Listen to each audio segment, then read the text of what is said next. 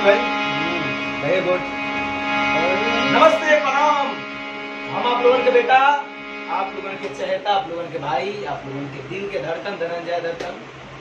आज हम लोग बैठन बनी जा अस्सी मनमोहित सिंह भैया जी के स्टूडियो में आज दिल्ली में, और हम और संजीव भाई बनी यहाँ के।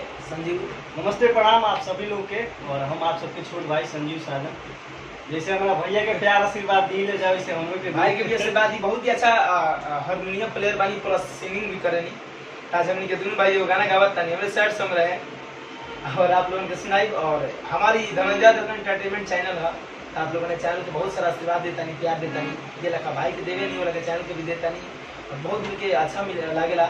और ऐसे ही प्यार आशीर्वाद चैनल की भी दी, भाई की भी दी, और बहुत ही अच्छा अच्छा गाना आ रहा बा तो सुनी, और ढेर सारा आशीर्वाद दिए जाने जा तारू तो जा हमर जान लेके जा कि जाने जा तारू तो जा हमर जान लेके जा कि रोबुना हमरा खातिर रोबुना हमरा जा